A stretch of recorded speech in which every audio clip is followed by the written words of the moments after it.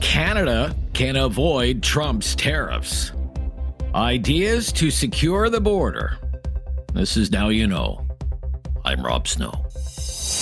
Deeper than the headlines. The answers you need to know. This is Now You Know with Rob Snow on News Radio.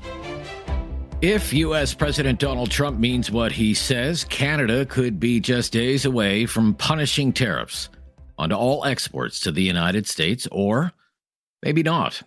One of President Trump's top people on the trade file is Howard Lutnick. He is a billionaire who made a fortune on Wall Street, and he is Trump's pick to be the next head of the U.S. Department of Commerce. He appeared at a nomination hearing in Washington yesterday, testifying before the U.S. Commerce Committee. On the issue of tariffs on Canada, he suggested supply management and agriculture is one of the areas of focus for the Trump administration. Canada's dairy industry falls under supply management, and high Canadian tariffs keep American dairy products out of the Canadian market. Our farmers, our ranchers, and our fishermen are the best in the world, and they are treated poorly. Canada, as we spoke about, treats our dairy farmers horribly. That's got to end. That's got to end. And if Canada is going to rely on America for its economic growth, how about you treat our farmers, our ranchers, and our fishermen with respect? And so I think the president and our Trump administration is going to improve the lives and is focused on improving the lives of our producers, our farmers, our ranchers, and our fishermen. These are vital. So I'm going to work hard to make sure, as an example, for your dairy farmers, they do much, much better in Canada than they've ever done before. And that is a key focus of this administration.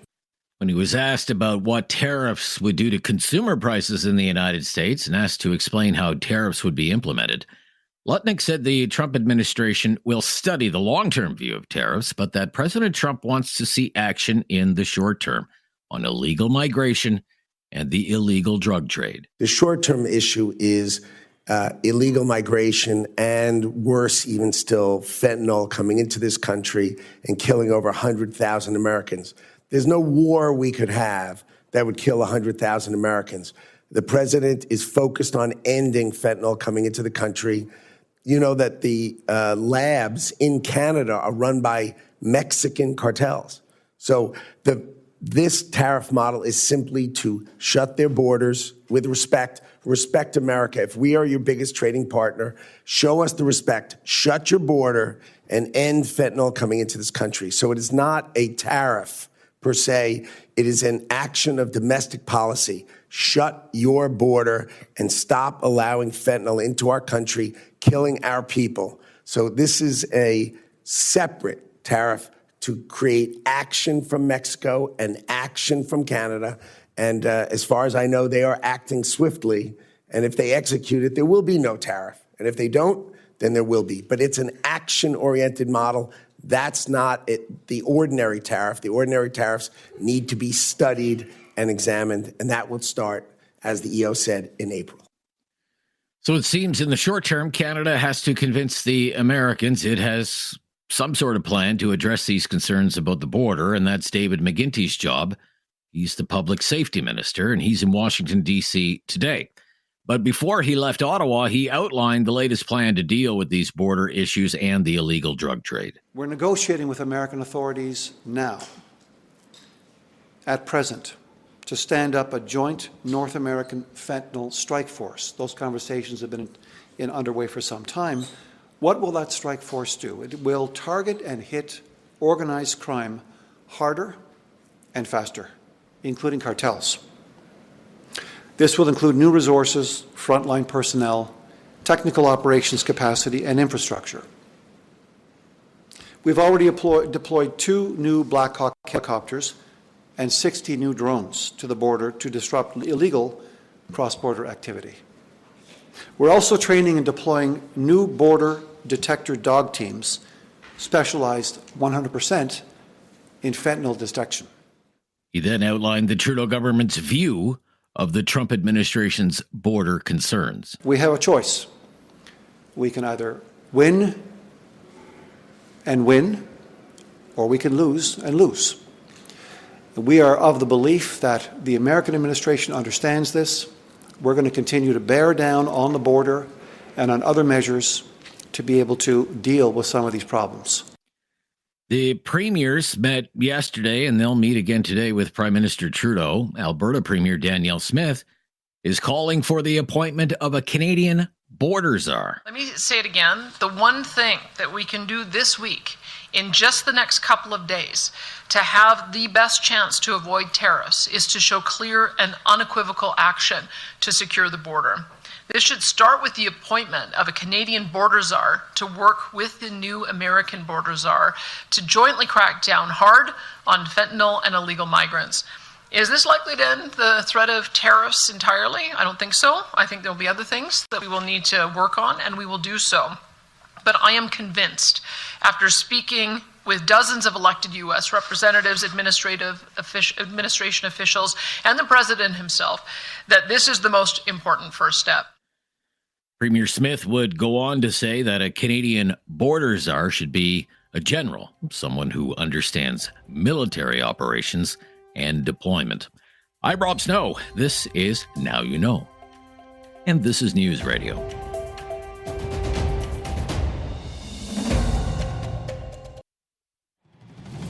Now You Know with Rob Snow continues on News Radio. With our friend on the right side of things, with us every week is Michael Taube, syndicated columnist and speechwriter for former Prime Minister Stephen Harper. Welcome back. Hey, Rob. How are you doing today? Just great. Thank you. So Mark Carney, let's talk about Mark Carney, viewed as the front runner to win the leadership of the Liberal Party. What's your opinion of Mark Carney?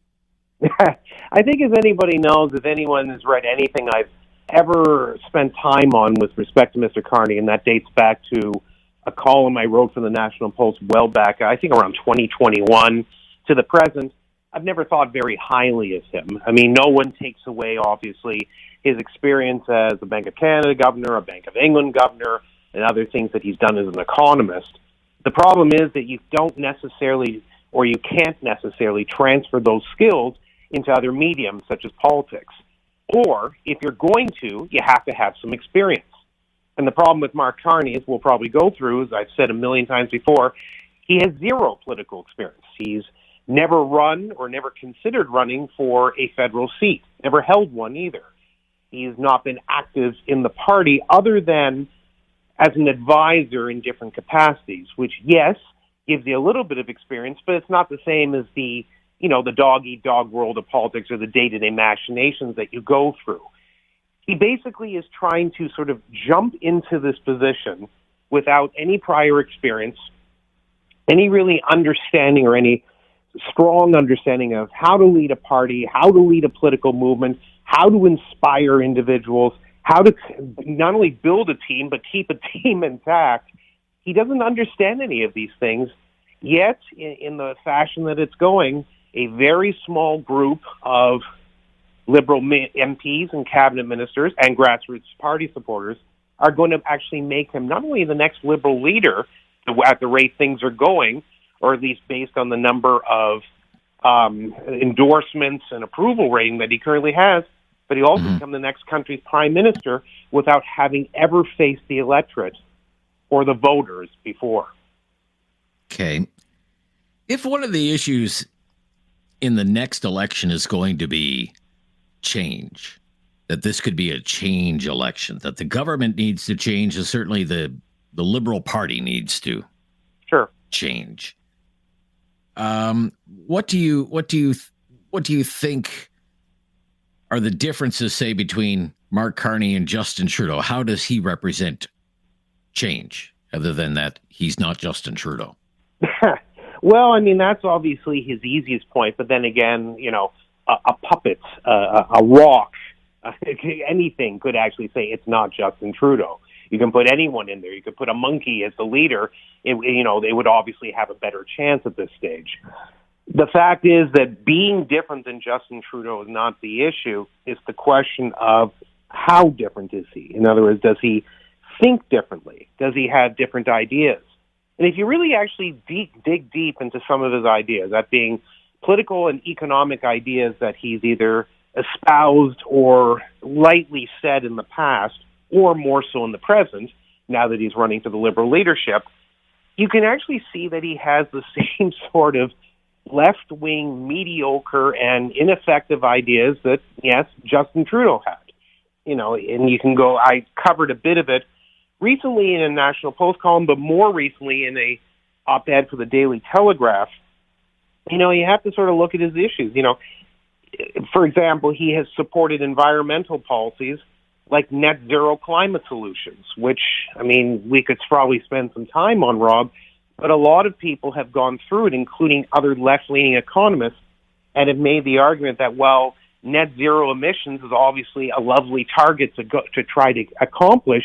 The chances of it getting to that point, especially when you have major polluters like China, Russia, and others who have no interest in following these policies, it doesn't really mean much of anything other than fancy words, which obviously Mr. Carney enjoys. Okay. He also believes in building a sustainable world economy, tackling wealth inequality.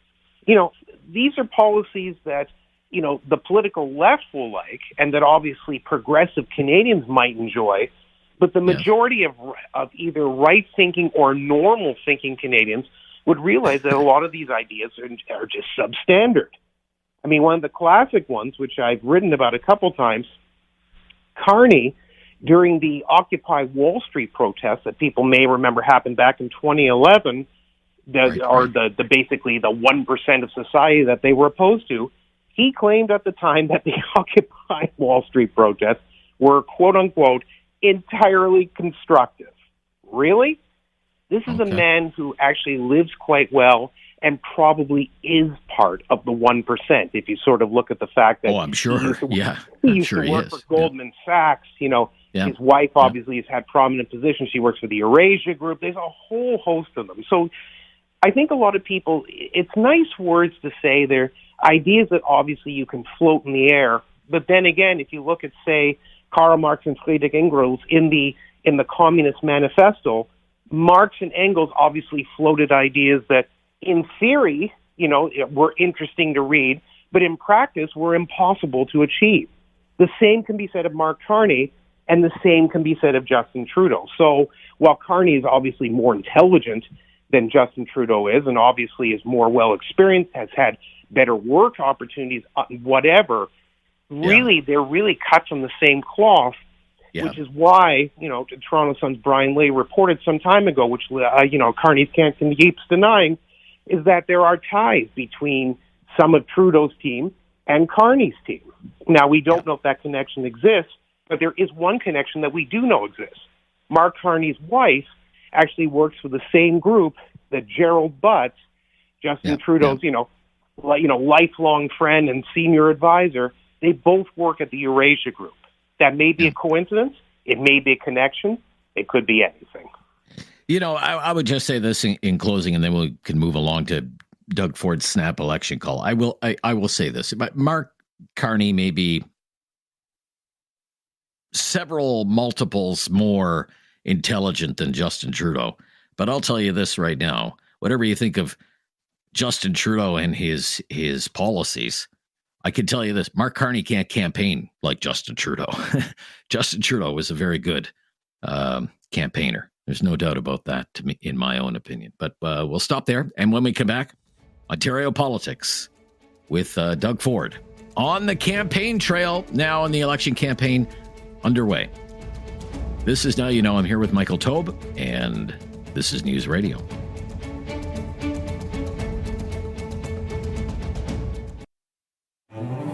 There is no question Rob won't get answered. Now You Know with Rob Snow continues on News Radio. Back with Michael Taube, syndicated columnist, speechwriter for former Prime Minister Stephen Harper. He's with us every Thursday. We talked a little bit about this. I'd like to probe a little deeper, if you don't mind. Now that Ontario Premier Doug Ford has called the election, he's on the campaign trail. There has been some discussion that this could backfire on him because he won a majority government just 2.5 years ago. And some people are likening this to the David Peterson election call. Mm-hmm. He was the Liberal Premier in Ontario back in 1990, and he called an election early as well. He had been in government for 3 years at that point, and it backfired on him. Yep. And The NDP leader at the time was Bob Rae, who he was under the assumption this is going to be my last campaign. I'm going to retire from politics after this, and didn't quite work out that way because at the end of the campaign, the NDP won a majority government and he became the premier. That's right. So some people are wondering if this early election call is going to backfire on Doug Ford the way the Peterson early election call backfired on him in 1990. You suggested last week just briefly that it was unlikely. I'd like to know why you think that. Yeah, it is unlikely, and I elaborated on it. Again, just for the record, and I've said this now in a couple of columns recently, I don't support the concept of snap elections. I am thoroughly opposed to them. I've always been opposed to them because obviously the optics are terrible, and the rationale behind a snap election is to move the goalposts ahead for whatever particular reason or whatever particular controversy may be brewing around you. In the case of David Peterson, as many may remember, or those who actually voted in it, which I was one and you did as well, Rob, David Peterson was actually a very popular premier. He was a Liberal. He was heading towards his last year of his 4-year mandate. Everything looked pretty safe. He was in the low to high 50s in a lot of polls that I saw at the time or that I've read since that time. But unfortunately, what was happening with him was that he was trying to get ahead of two possible controversies. One of them, which he, would be blamed for, though he didn't completely control, was a rumored recession that was brewing at that time in the 90s. The other thing he was also trying to get ahead of was the Patty Starr affair, which people may sort of remember. That was related to illegal political contributions that Starr, who was a prominent member of the Liberal Party of Ontario, had made, and she ultimately, as I recall, went to jail for it for a few months, but a whole rigmarole, and eventually parts of it were cleared, parts of it were not, but her name and her reputation was never salvaged in Ontario. I think she passed away in the last year or two, if I'm not mistaken. Anyway, that's the reason that Peterson did this.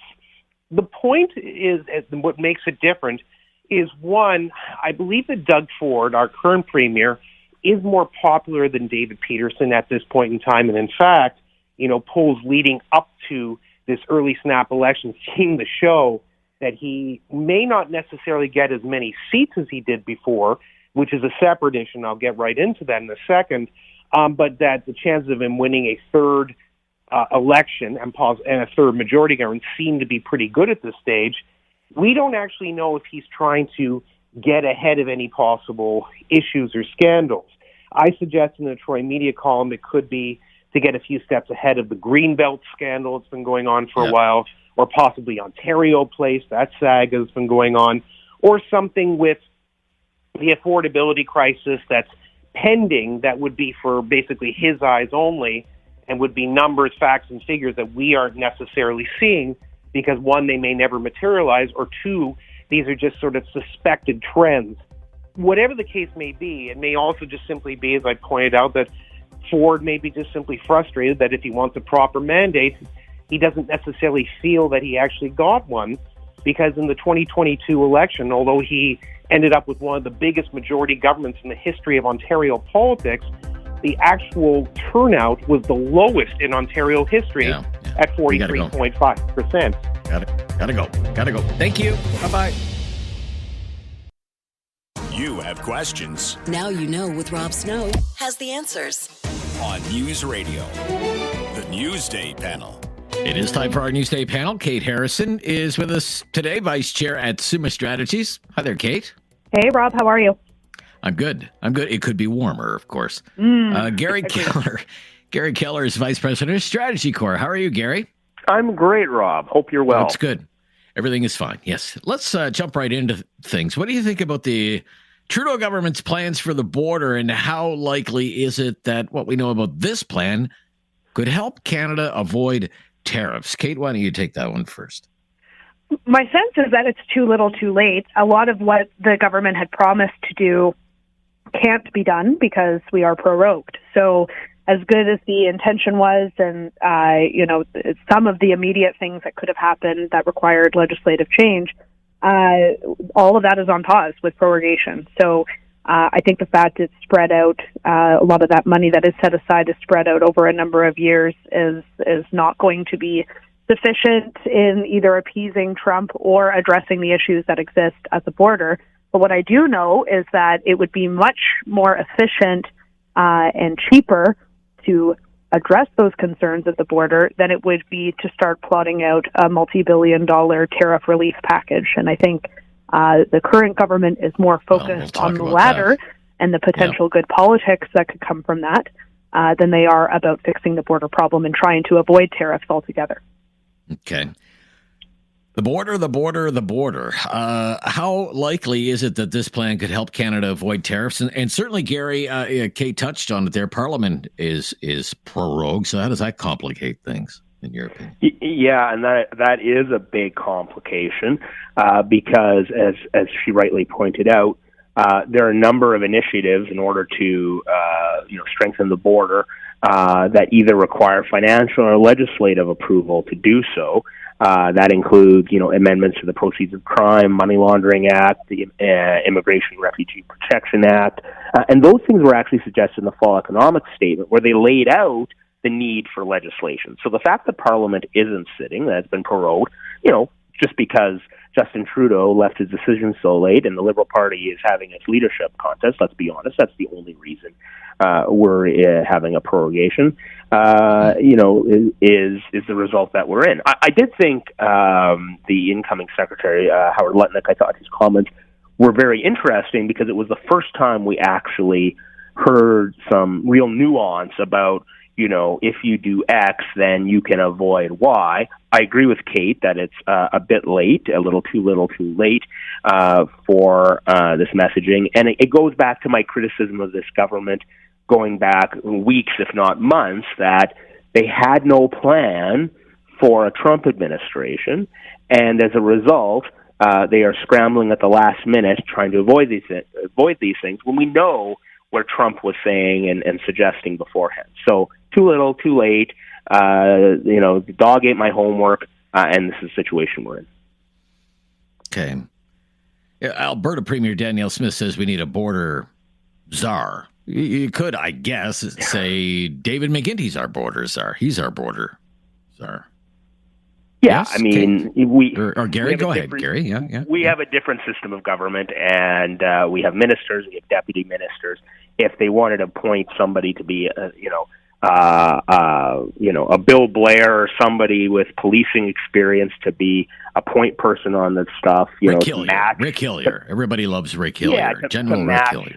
The home and the American borders are, but we don't do czars here in Canada. That's a purely Americanism.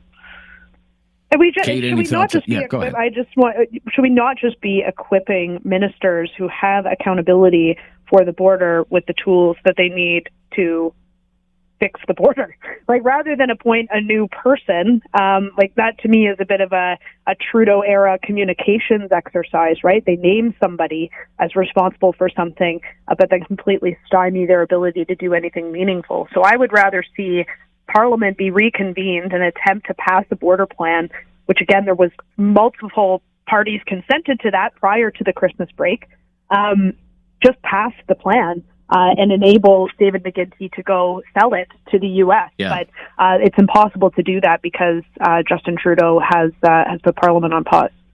Well, I mean, when you think about the nuts and bolts of what they announced, what did they really announce about the border? Right. It was like a $1.3 billion plan, right? Over 6 years. Over 6 years. And because Parliament is prorogued, government is barely funded. Like, the Parliament has to be back by March 24th because the government will need funding.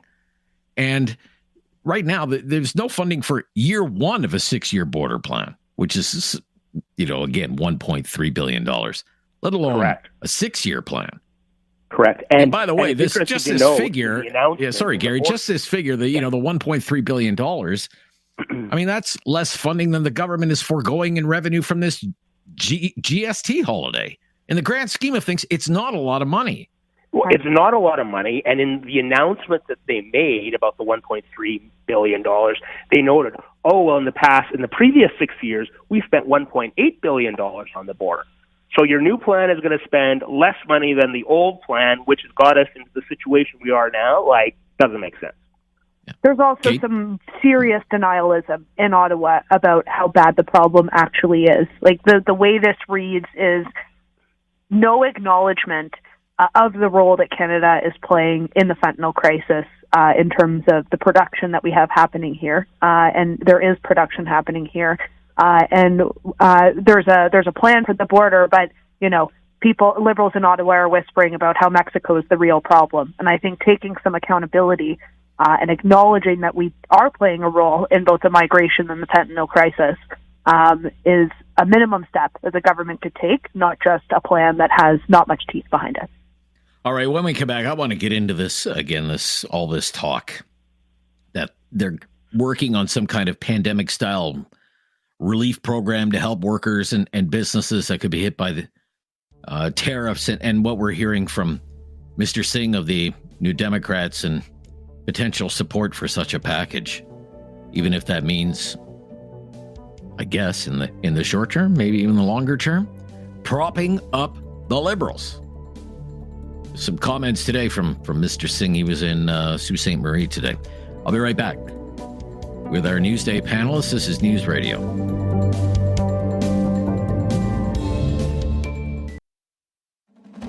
No question goes unasked or unanswered. Now You Know with Rob Snow returns on News Radio.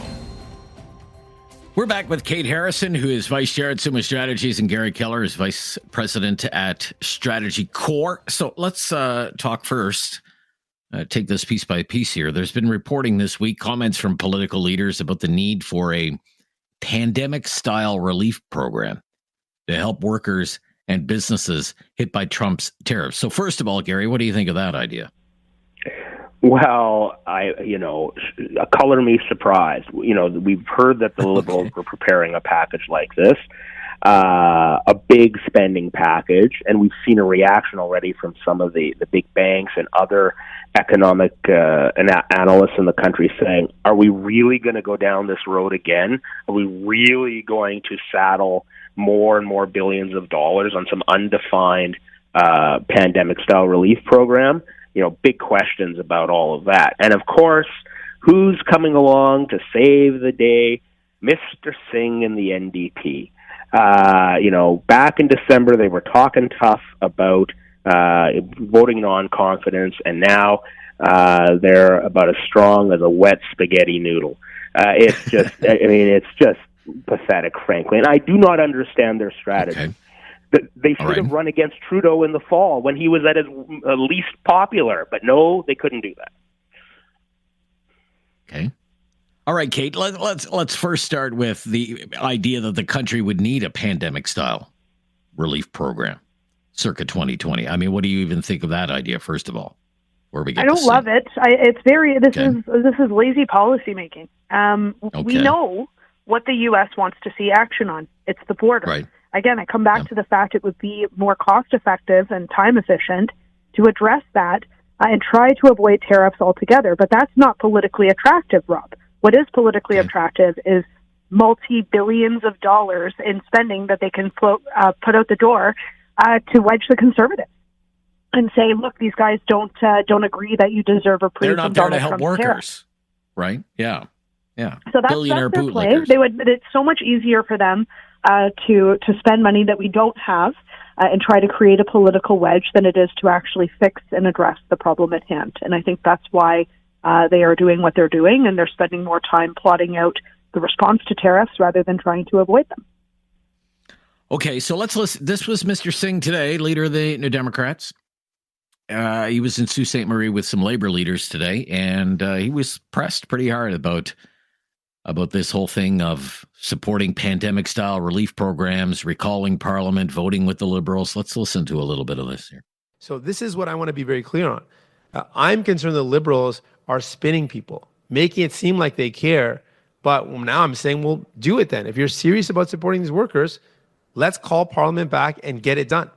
But it does not seem to me that they're serious. It seems to me that it's all for show. I want these workers to get support. So I'm calling their bluff. I'm calling the bluff of the Liberals and saying, let's get Parliament back going. Let's get supports in place. Let's make sure these workers know that we've got their back. Let's put in place legislation that supports them, because we will be voting against the government at the end of March.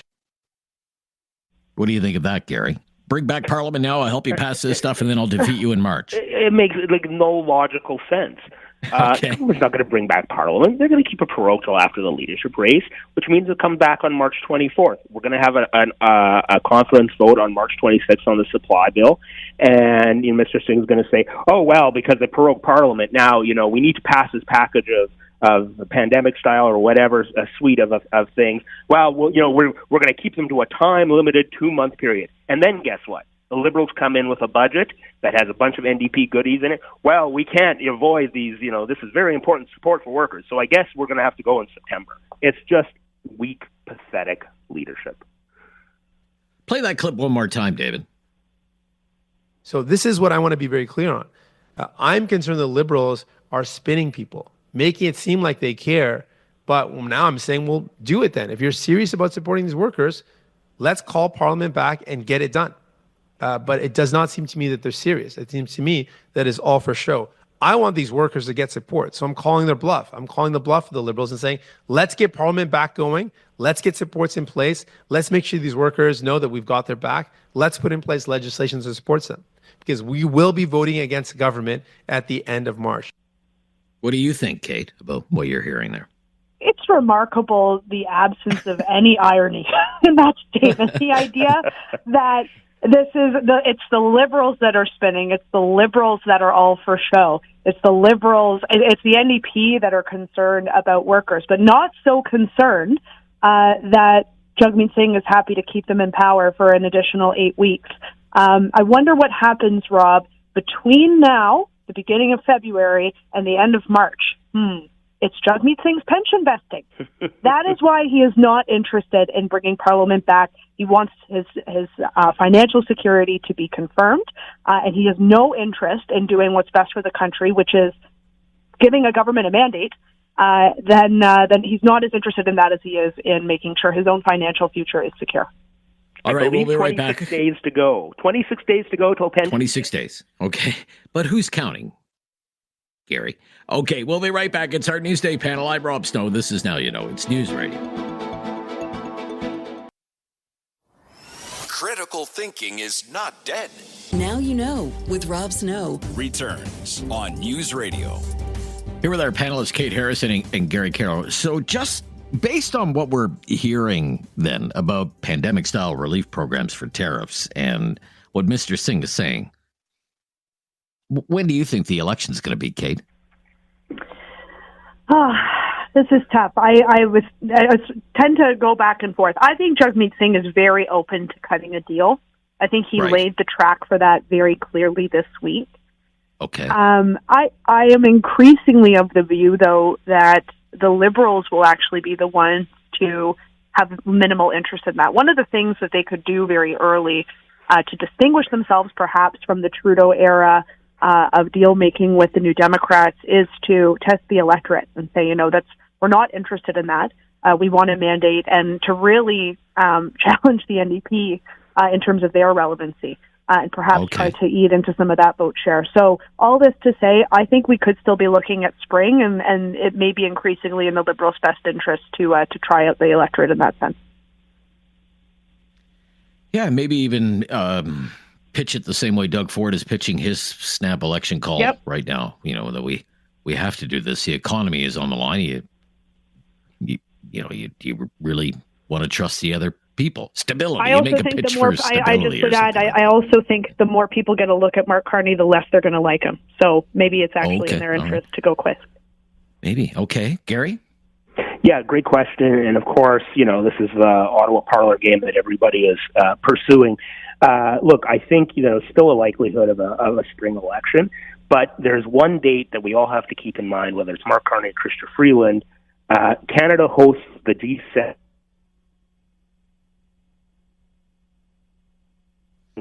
And I think both of them would like to be prime minister at that event. And so that, I think, will weigh into the decision-making of when to go as well. Okay, we'll talk about the Liberal leadership race some other time. This idea that's kind of making the rounds, Doug Ford's early election gamble could backfire on him like the Peterson early election backfired on him in Ontario in 1990. What do you think about that idea, Gary?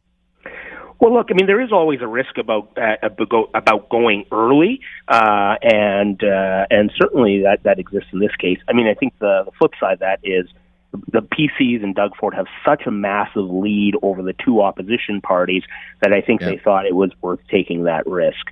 So I think we'll have to see what the first week of polls look like, if there's any tightening whatsoever. But if there is no tightening, I'd say in the first week, I think they're probably free at home. Last word to you, Kate. Yeah, I don't see the Peterson thing shaking out this time. I think Ford is seizing upon a pretty weakened opposition to get another mandate. Now, will it be as strong a mandate as what he has now? That's a bit of an open question. So it's a gamble. I think a calculated one and probably the correct one, given how much else is could potentially spoil his prospects the later we head into 2025 or 2026. All right. Great to hear from both of you today. Thank you so much. Thank you. Great to be with you. Take care now. Yeah, we'll speak again soon. You too. That's our Newsday panel. Kate Harrison is Vice Chair at Summa Strategies, and Gary Keller is Vice President at Strategy Core. The Talkback is coming up right after the news. At the top of the hour, 2 hours of debate and discussion on the big issues of the day. And we're going to talk about something that is kind of making a comeback and up for public discussion lately, especially on social media. I'm seeing it more and more, debate about a basic income guarantee, or BIG, also called a UBI, Universal Basic Income. Let's kick this around for a couple of hours during Talkback today. What do you think about the idea of a basic income, or a universal basic income, or a basic income guarantee? Something worth exploring in Canada? Been pilot programs in the past. One recently in province of Ontario that was actually canceled by the Doug Ford government. So we can talk about the pros and cons of the basic income guarantee with your help right after the news. With Talkback. Your calls and opinions, most welcome. This is News Radio.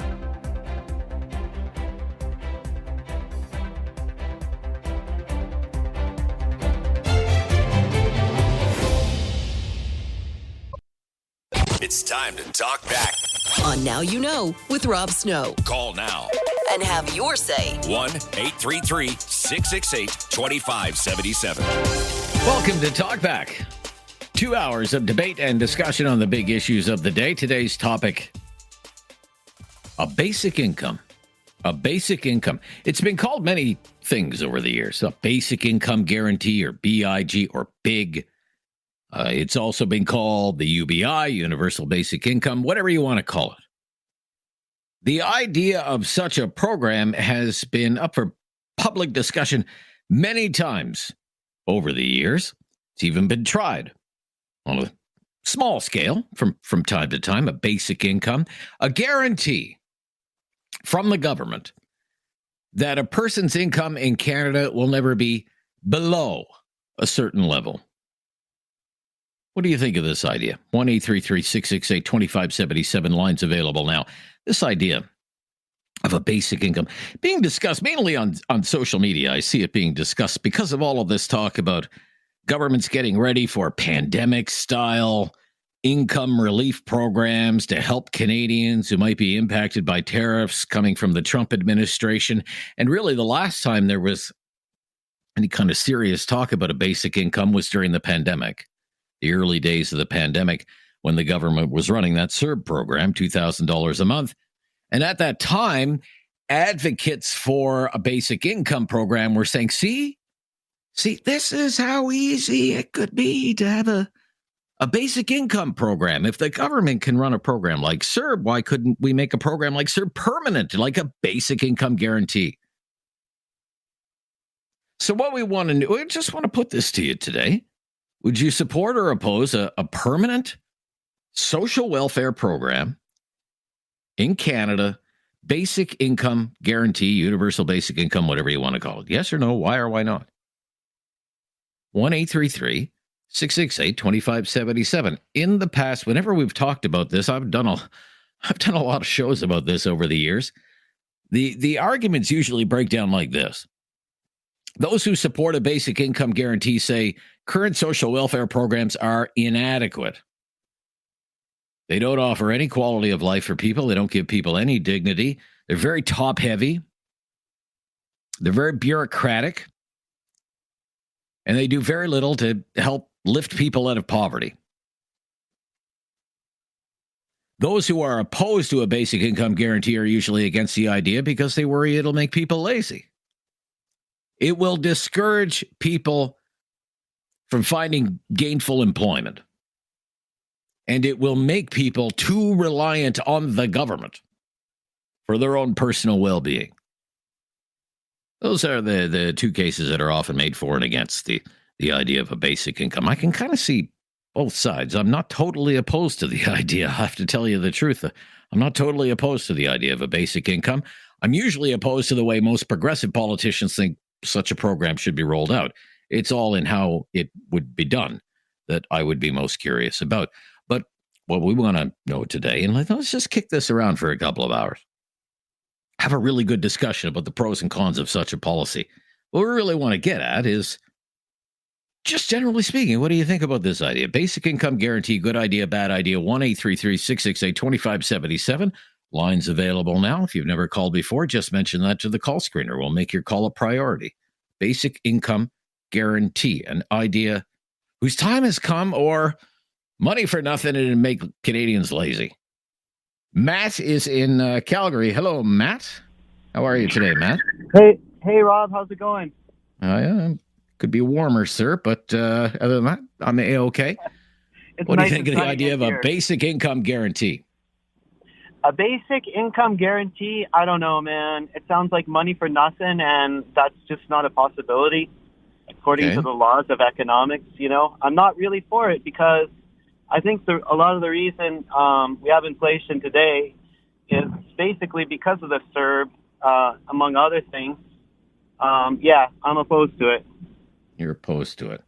And do you think people would become too, say, reliant on the government that they wouldn't, it would kind of zap people of the work ethic? Is that what you think? Maybe, perhaps? Well, you know, I have a really small business, really, really small business. I handcraft perfumes, and it's just myself. Oh, really? And, okay.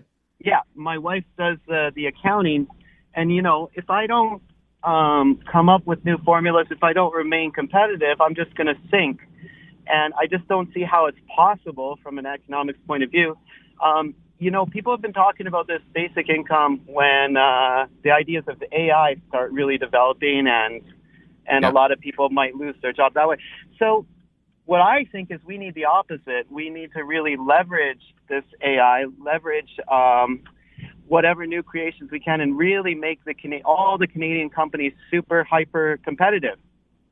Then one day, perhaps 10 years down the road, when AI is really much more developed than it is now, then we can start thinking about basic income. But I mean, if I were Prime Minister, I would say, hey, Waterloo guys, you geeks, go and talk with the oil manufacturers and try to stick some of that AI magic into the oil industry and become super hyper competitive. You know, that's the way of the world. It really is competitive, and I just don't see how a universal basic income, let's say in Canada, would ever where are we going to come up with the money? You know, we got to. Okay, where are we going to come up with the money? Okay, good points. Yeah. Good points all around. Let's go to Bernie in Mississauga. What do you think of the idea? Universal basic income. I think it's a great idea. I think it's long overdue because of the present economic situation in the country and the world. I think for a government to come out with legislation like this would be a no-brainer. And I think what it should be is for single people, 50,000, and for family, 80,000. And I think with the price of rents and groceries and everything that it is today, it get the people, especially the ones, the marginalized ones, the 30 or 40% that are struggling to make a living, it give them a chance to play on not a level playing field, but at least keep up with the top 20% in the country. I mean, think of somebody, I don't know, like a 19-year-old just starting, working out whatever, they're working a service job. Like, why would they work a service job if they could sit home, make $50,000 just from the government, Bernie? I mean, well, they that don't seems sit a little home and odd make to me. $50,000. My idea is that there'd be a working program, that if they're working, that they'd be guaranteed that if it's a full-time job, if they're not in school or something like that, but if they're working for a full-time job and trying to make their way in the world, okay, I think it's a great program. All right. I think that number's a little bit high for my liking, Bernie, but I thank you for your call. For example, when the pilot program was underway in Ontario, basic income guarantee for a single person, it was $17,000 a year. Whether you worked or not, you would be guaranteed $17,000 a year. 1-833-668-2577. We're kicking this one around for a while. It's back.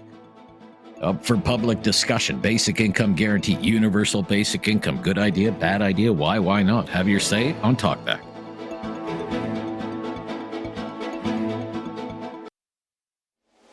Have something on your mind you want everyone to know? Call now. Hello. 1-833-668-2577. It's Talkback on Now You Know with Rob Snow. The topic of the day is a basic income guarantee, universal basic income. It has a few names. The idea that everyone in Canada should be guaranteed a certain level of income, whether they work or not. Mincome, it's been called in the past.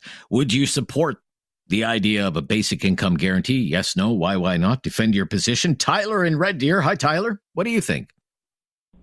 Hey, Rob. It's always a pleasure to speak with you, sir. I would say we already have a universal basic income, and we call it by different names. We call it EI, and we call it welfare. Okay. Wouldn't you agree? What if that's it? What if those programs are inadequate? Well, I mean, inadequate would be that apply to each situation. Listen, on both sides of the argument, on both sides of the political spectrum, the argument's been made. Milton Friedman, surprisingly, talked about universal basic income. It's a libertarian idea in some circles. On the other side, it kind of goes towards communism. Everybody. And where do we stop? With the universal basic income, though, someone already said $50,000. Why don't we make it $100,000? Why don't we make it $250,000 a year? And then, the question, it becomes absurd at that point, because where does the money come? Where does the money come from? And cognitive science points. How about this? How about this as an idea? It comes from a rationalization of all the other social welfare programs.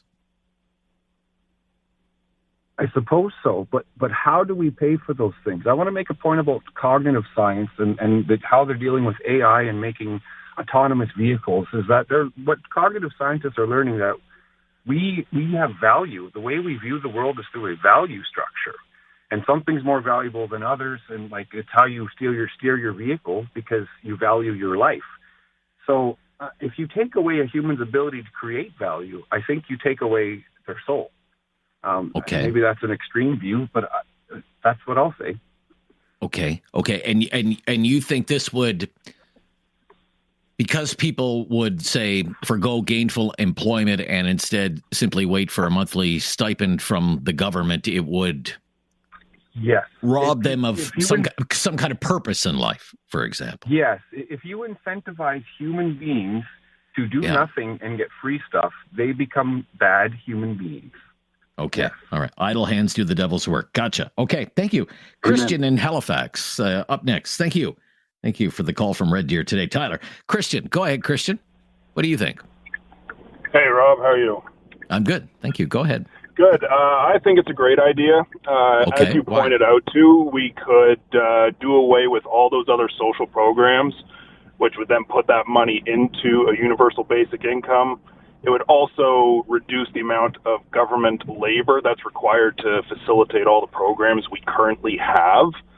So I think that goes a long way. But I also think that it should be scaled, have it based on, again, if you're low income versus high income. I also don't believe it will disincentivize people if it's not such an amount of money that it, makes them live a life of luxury. Right. So in Ontario, when there was a pilot program run by a previous Liberal government, and this is one of the most recent examples, it ran from 2017 to 2019, so not that long ago, before the PC government canceled it. It was a single person, $17,000 a year, or $24,000 a year for a couple. Sound about I right? think that's fairly reasonable. And then again, though, you'd kind of scale it down based on how much you're making. And to your last caller, I'd say that people want to generally work and they want to provide a good life. And if you're at least giving them money to let them help them get by, they're going to put in the effort to try and do better. Okay. All right. Thank you, Christian. Puma in Calgary up next. Puma, you're on the air. Go ahead. What do you think of the idea of a basic income? Good Hi morning. there. How are you? Good. Thanks. Go ahead. So my opinion, definitely not. Okay. Because, when they were giving out those CERB payments, people, there were 4 people in a family, they were all getting $2,000 a month. That's $8,000 a month. What motivation do they have to go to work? We were short labor, we were short everything, and these people are sitting at home and collecting, the CERB. The other thing is that I work 60 to 80 hours a week, okay? And I work for myself. I'm self-employed, and I do well. And why should other people who don't want to work or don't have the desire to work be put in the same category? It doesn't work that way. Definitely not. Okay, let's say there was some kind of change in your life. Okay, things sound like they're going pretty well for you right now, Puma. But let's say, I understand that. But let's say something catastrophic happened to you. You're in a car accident. You can't work, something like that. You lose your business goes belly up, whatever. Yeah. So people with and you have to rely on the social welfare system. So and you go from what? The social welfare system is designed for exactly that. Like if somebody's unemployed, the EI system is for that, right? Right. And then if you're getting a guaranteed income, what motivation do you have to go back to work? Nothing. You don't. Okay. And and all 5 fingers are not the same. They're all different sizes, and that's what you got to go with, right? Because you cannot have the cake and eat it too. Like I wish I was. No such thing as a free lunch, right? No such thing as a free lunch. Okay. Thank you, Puma. Thank you. Yep. No free lunch. Gotcha. Bye-bye.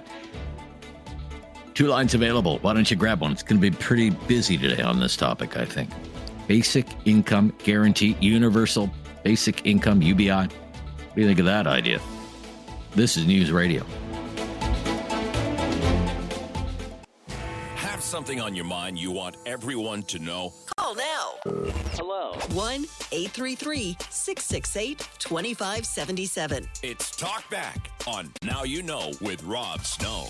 Gathering your opinions on the idea of Canada having a basic income guarantee, universal basic income. 1-833-668-2577. John in Nova Scotia. What do you think of this idea, John?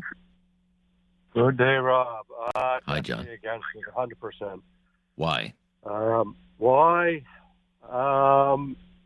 Some of your other callers called in that are against it. Having worked all my life hard, both wife and I, like every community in this country, we have so many people who abuse the system. Okay. And, whether it's welfare, whether it's disability, the government doesn't, I'm sure they have people who are supposed to investigate claims and whatnot, but once people are into a system, they're locked in, and that's it. I've seen too much of it in my time, and less. So do you think, if I could just interrupt, John, I hate to interrupt you, but do you think it could create a culture of dependency on the government? Well, without a doubt, there is one now. Okay. There is one now, Rob. Okay. And I'll tell you, the only way I would agree with it, right, in my opinion, is that if our elected officials run the governments, whether municipal, federal, or local, as a business. Run it as a business. Give up some of their perks. Get down to the level of the rest of us Canadians are working, especially when it comes to pensions and whatnot, so that they're in the same pot as everybody else. Let's see Think what you better we got relate. for. Okay. All right. Let's see All what right. we got for resources. If we were as wealthy as we're always told we are, I'd consider it. But at this point, the way things are run, definitely not. All right. Thank you. Interesting points. Culture of dependence, a program that would be open to abuse. Good points. Michael in Cape Breton. Michael, you're up next. Michael, what do you think of the idea? Oh, I think it'd be a tremendous idea. Okay. You know, it's not something new. If you go back it's not to the new. early 50s and 40s, J.S. Woodward and Tommy Douglas and those guys were the forerunners of that approach. A guaranteed income across the board if you're willing to go out and do an honest day's work, and your taxes and your groceries and your everyday necessities of life are covered, and it'll give you a little bit of peace of mind. There'd be less suicides, there'd be less sickness, there'd be more of a happier society. But why people don't want that? But they will not complain when a big company, like say as a Quebec or something, they'll turn around and give $1 billion loan to that they don't got to pay back, and that's all right. But mention a guaranteed annual income for the ordinary people to get along and get by on, and it's supposed to be a big sin. Tell some of those guys to put their thinking hats on and see who's really I will. Of course. And we'll give you your own show so you can straighten everybody out. The Michael and Cape Breton Show. Okay, we'll be right back after the news. News Radio. Have something on your mind you want everyone to know? Call now. Hello. 1-833-668-2577. It's Talk Back on Now You Know with Rob Snow. We're asking you, would you support or oppose the idea of a basic income guarantee or a universal basic income in Canada? Yes or no? Why or why not? It's not a new idea, basic income, the idea of giving every citizen a basic income. Been around for decades, in fact, both in Canada and the United States, but it's coming up again, especially in social media. People are talking about it in the context of, well, what kind of income relief would people need if they're really hard hit by the Trump tariffs? And basic income is coming up in discussions like that. I wanted to run it by you. Stephen, up next in Halifax, I believe. Stephen? How you doing? Hi, Stephen. Good. Go ahead, Steve. What do you think? Here's what I think, okay? You've got a worker here. His gross is $1,800 a week, okay? He takes home $1,000, okay? All right. So you times that, what? That's $3,200 a month he's paying to work, okay? And times it by 12 months, it's $40,000 about. Then you take that, you times it by 2 because you got 2 people working in the family that are making that kind of money. So what's that add up to? Just one person in 10 years, it adds up to almost $400,000. So 2 people, that's $800,000. This is the problem with this country, that you're taking all the money out of us and we're paying for all the bureaucrats in Ottawa. Okay. Like, if this was the way, if it was all cut out like that, plus we got to pay all the GST and all that too, but if it was all cut out, everybody be able to afford a house. Doesn't matter if it was $1 million house. We'd have the money. But they're taking it out of our pockets. It's almost like Canada's being run by the mafia. So that's all I got to say, okay? All right. So you would rather, big tax cuts instead of something like a basic Sure, income. I Give would. people more of the money that they're working for, right? Everybody likes to work, Sure. but, you're only taking, you get $1,800, you're gross, and you're taking home $1,000. Where's the other $800? Where is all this money? Even if you go for, say, 20 million people working and all that kind of money, look how much money that is. What? Yes. 20 million times 800,000 in 10 years? Where's all the money? Okay. Thank you.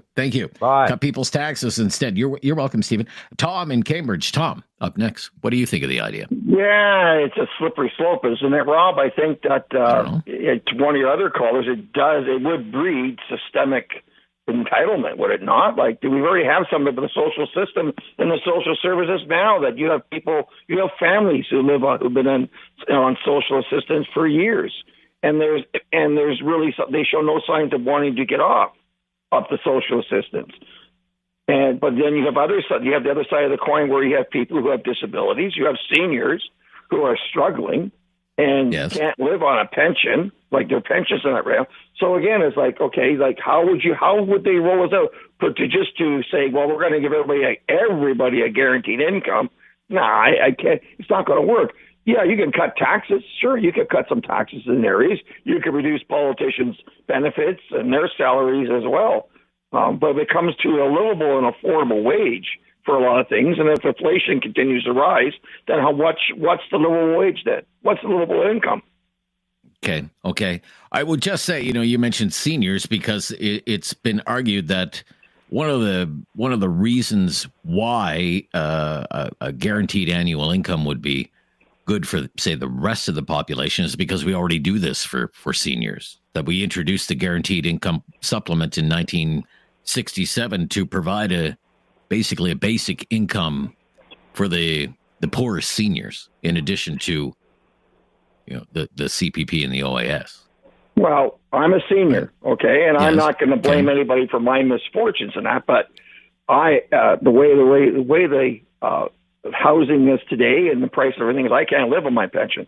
So some of us seniors are trying to work to supplement our incomes so we can keep our heads above water. We have bills. We've gone into debt for some things for that, we need to do. If you need a car, whether it's a new car, used car, or an old car, you've got to pay for a car, you got to pay for repairs, you got to pay for insurance and that. But compared to a salary of a politician and what they will receive, and theirs is guaranteed after 6 years. So they can be in politics for 40 years and they'll walk out with a pension that many of us and many others will never receive. Of course, yes. So I said, I'm saying, it's like, if you want to look at how are you going to give someone a guaranteed, and plus that, we've worked for it. A lot of people have worked for their pensions. There's others who get a pension, and how do you determine should they or shouldn't get a pension? They're Canadian citizens. They're entitled to something. Someone's paying, and someone does pay for other people, whether we want to admit that or not. So but one of your big concerns would be it would create a culture of dependence, right? Well, Serbs certainly did that, which is probably the reason why we have a lot of people who still refuse to go back into the workforce, because it was easy money to stay at home and get $2,000 and you go $4,000 or $6,000 per household. Okay. Yeah. All right. Thank you. Thanks, Good Rob. to hear from you. Todd in Halifax up next. Todd, on the idea of a basic income, what's your opinion? Oh boy. Well, as your last caller, Stephen, I think he's bang on, and I got to put this as gently as I can, but that is a terrible idea. Terrible idea. Okay. All right. And, why is it a terrible idea? Why? Well, just like what the previous caller was saying, post-pandemic, when we're opening up, trying to get, businesses trying to, open the doors. There were so many people that were just relying on the CERB checks. There was help wanted signs everywhere, like I'd never seen before. People were reluctant to get back into the workforce. It just de-incentivized people's, motivation to get out there and do the best they can. I believe your last caller said, he's a pensioner and he's on old age, but he's still out there in the workforce doing what he can to make ends meet. And there's just too many people that have this, sense of entitlement that they don't have to. And I see it. I see it every day. Well, not every day, but I see it a lot. I mean, maybe it's improving somewhat, but I just find the entitlement that, some people have that they don't have to work. And that is just the perfect recipe to, make it even worse. All right. Thank you for having your say. More time to take your calls and some phone lines available. It's been very busy so far, but we can fit you in most certainly on the idea. Merits, the drawbacks, pros and cons of a basic income guarantee in Canada. 1-833-668-2577. You hear somebody hang up that that's a good cue to call. It means there's a free line available. It won't be free for long, so grab it if you want. This is Talkback. I'm Rob Snow, and this is News Radio. Have something on your mind you want everyone to know? Call now. Hello. 1-833-668-2577. It's Talkback on Now You Know with Rob Snow. Basic income guarantee, universal basic income. What do you think of that idea? Jeremy in Nova Scotia, what do you think of that idea? Well, livable income. I know it could be used a lot around some places. But as for the social assistance and the disability, they could all use a boost, I guess. But I'm on one other one called workman's comp. And I know when I went on to it back in 2007, I'm stuck at that wage ever since then. And I was $6 above minimum wage, and now I'm $7 behind it, you know? Right. Well, I just find it very interesting that you just named 3 income assistance programs, right? You've got Ontario work in Ontario, right? You've got welfare. You've got disability programs. You've got workers' compensation programs. What if there were none of these programs and it said that this was the program? Okay, you lose your job, you get disabled, whatever the case might be. We're a wealthy country. We will guarantee that your income will not fall below a certain threshold, and we'll pick a number and go with it and make it work. And all of these other programs, will just rationalize all those programs. Why would we need all of these other programs? Well, workman's comp is from injured on work. So like insurance. Of course. Yeah. And and that's funded a different way than other, say, social welfare programs. Well, workers' compensation is basically an insurance program based on premiums, and the premiums are based on how dangerous the workplace is. Yeah, is that most people aren't aware of that you're stuck at that wage, and you only go up half inflation. If inflation's too high, you don't even get that. Right. But so generally speaking, are you for it or against it? Yeah. I'm confused now, right? I know there's a lot of jaded people out there must have grew up on some of it themselves, welfare, social assistance, and or disability. As mean as they are, right? Okay. All right. I hard nailing you down, Jeremy, but thank you for your call. Let's go to Bill in Kitchener, Ontario. Hello, Bill. How are you? Hi, Bill. How are you? Yeah, these I'm rabbit good, holes are fun to go down, but I think social science, we know how some of these ideas, how they work out, and nobody wants people to go without. But you're making a claim of we're a wealthy country. That's probably a true statement. But from what I understand, the average Canadian is one paycheck away from going bankrupt or under. And I don't know if that's true or not, but I've heard that. So, we know when we do these type of things, what happens. So, for instance, I don't know what year it was in another country, they introduced the welfare state, and they went around and knocked on people's doors in a certain community. And there was a 20% father absentee rate at that time. And they said, hey, if there's not a man in your house, the government will give you money. And now it's over 75% absent male in this community. So these ideas, I get it. Like, we don't want anybody to go without. So am I for it? Well, I'm for people not starving. And, if we have a bumper stick, like, hey, I'm against poverty. Well, yeah, duh, we all are. Of course, yeah. How do we get the money to do this? So we want these things, and then we shoot ourselves in the foot. Right. We're the richest country. But we are spending a lot of money on a lot of social welfare programs, all of them designed to help alleviate poverty. Right. Are we making the most out of the dozens and dozens and dozens of programs administered at every level of government in this country? Do we even need all of these programs? At last count, almost 100 different programs all across the country at all levels of government designed to lift people out of poverty. Do we need 101 programs, or do we need one? Good point. But wasn't it Ronald Reagan? And I'm not, he said, you think government's the answer, they're the problem.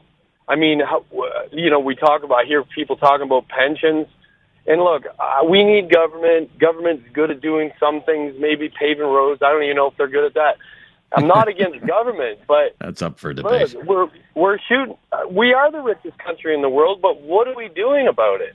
We're shooting ourselves in the foot. All right. Look. Okay. I'm just putting it out there. I'm just planting the seed and seeing where the discussion goes. Thank you for your call. We'll be right back with more of your calls for hour number 1. Full hour just ahead. After the top hour news. If you don't get on in this hour, call in the next hour. I'm Rob Snow. We're talking about a basic income guarantee, a universal basic income. What do you think of that idea? This is Talkback on News Radio.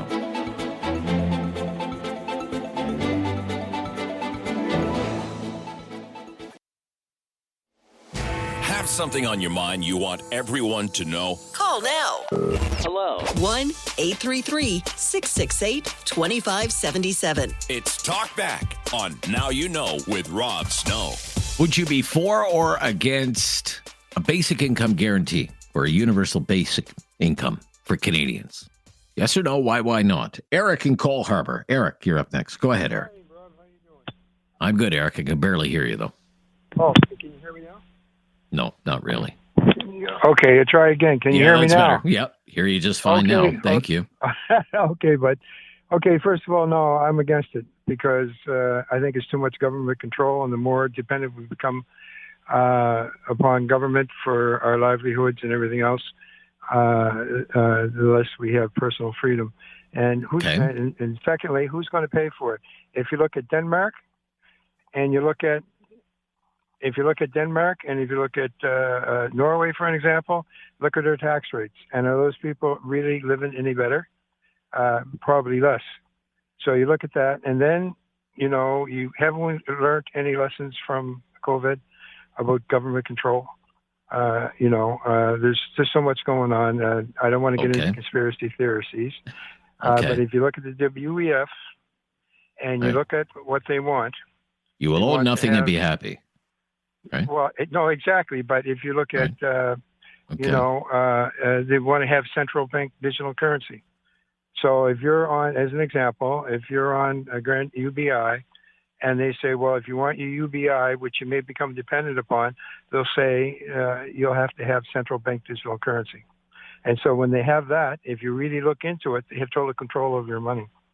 So, and then they want individual carbon footprints and all that kind of stuff. Okay, I don't want to get too off track on that. No, it's cool.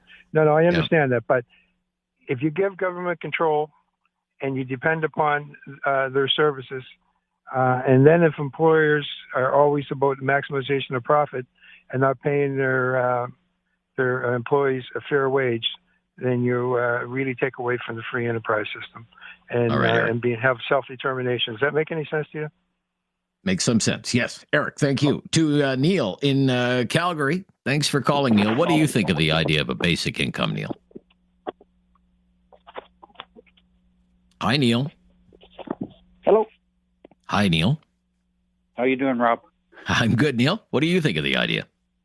I think it's an idea. I'm not sure it's right for people who need an income, some sort of income. They probably have some sort of issue that maybe can be addressed or not addressed. But I think that's why you need a specialized government service to do that.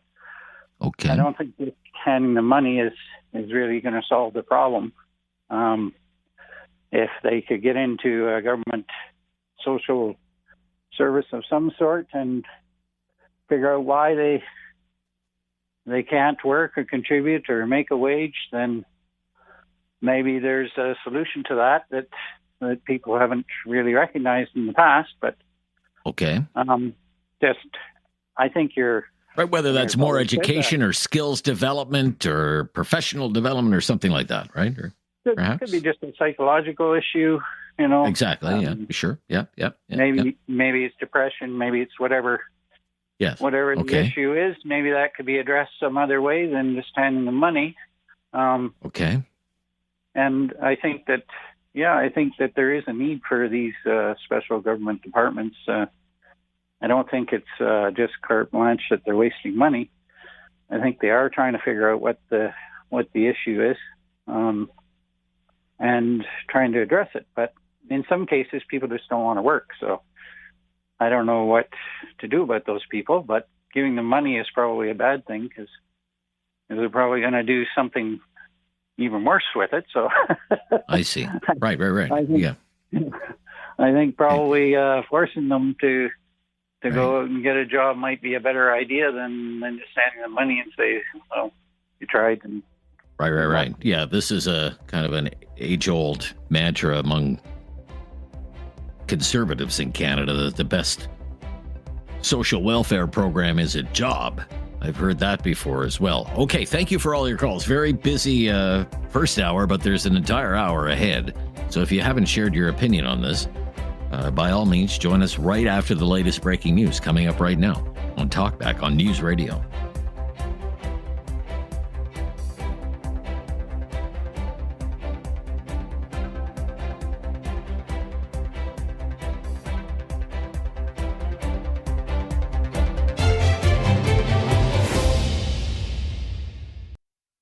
It's time to talk back on Now You Know with Rob Snow. Call now and have your say. 1-833-668-2577. Welcome to hour number 2 of Talkback. We've been talking about the idea of a basic income guarantee or universal basic income today. The idea that everyone in Canada should be guaranteed a certain level of income, whether they work or not. And we've been asking whether you support that idea. Yes or no? Why not? It's not a new idea. I mean, as far back as the late 60s, there was talk of a basic income program in the United States, for example. And the president at the time who was thinking about it was Richard Nixon, the Republican.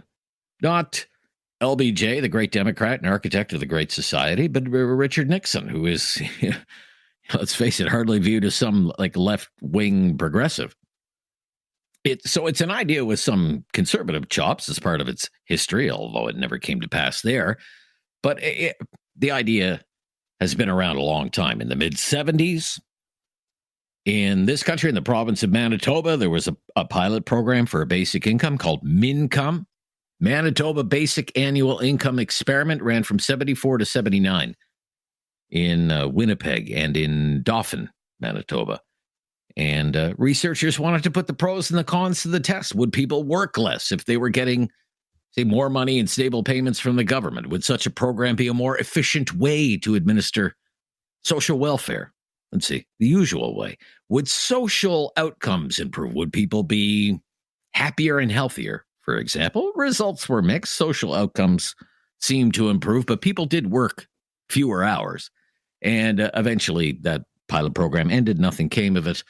And it was the Canadian economy of the mid-'70s to the late 70s. You know, it was a tough time for the economy back in those days, especially because of inflation. A more recent example of test driving of a basic income happened in Ontario when Kathleen Wynne was Premier of Ontario. She was a Liberal, big believer in it. And so was the late Senator Hugh Segal. And I remember I interviewed Hugh Segal about this very program because he more or less designed it at the request of the Ontario government. And that ran starting in 2017, and then it was wound down in 2019. I covered it a lot as a news story.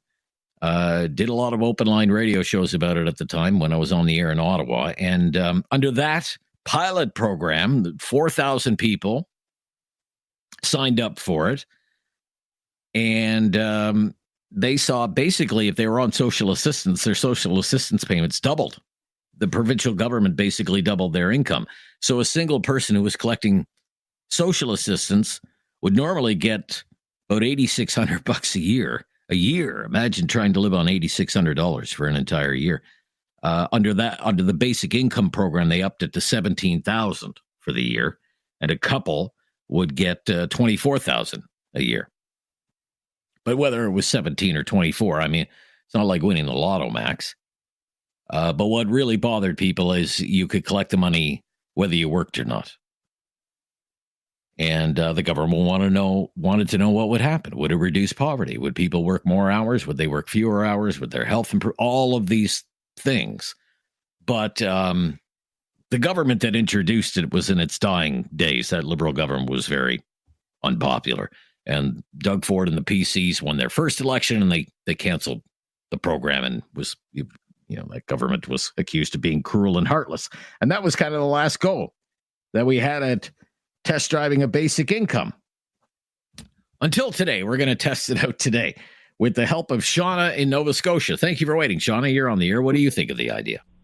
No problem. I just got quite educated listening to you talk there, because I will say I actually hadn't heard of the universal benefit issue until I just heard you talking about it there. I actually called in because I kind of got excited listening to some of the other callers sort of say some not very nice things about some people that are on social programs and social benefits, and make some kind of wrong assumptions about those people. And I just wanted to explain to people about my own situation. I am currently on disability. I have been unable to work since 2011, but I had to fight to get my disability for over 3 years. And I eventually had to get a lawyer involved because I was on my third appeal. And if you get denied 3 times, they will reject your claim and you are no longer allowed to apply anymore. And that was because I was down to my very last option. I had no other options. I had health problems so severe that I was no longer able to work and completely unemployable. I had doctor's notes and evidence to back all of this up. But they don't really look at your case for very long before they decide to reject you or prove you. But once I had a lawyer involved, I was approved within 3 months.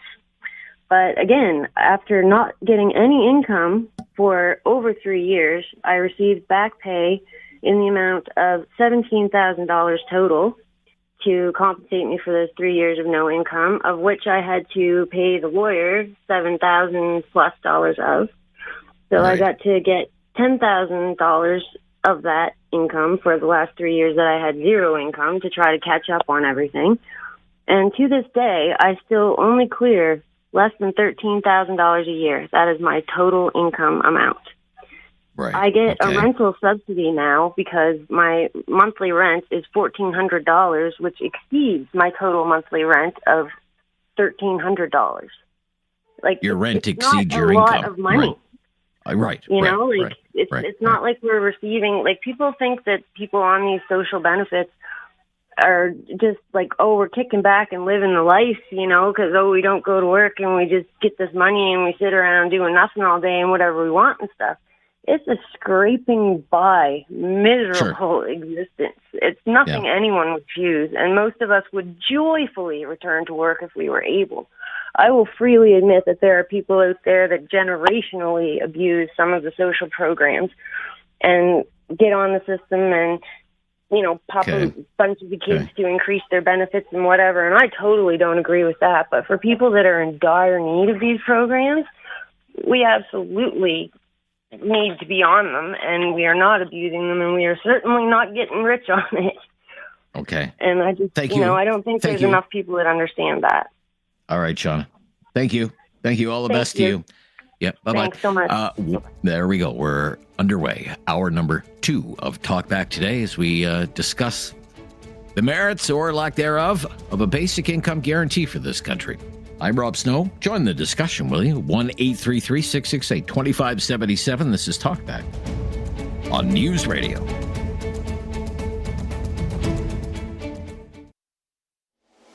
Have something on your mind you want everyone to know? Call now.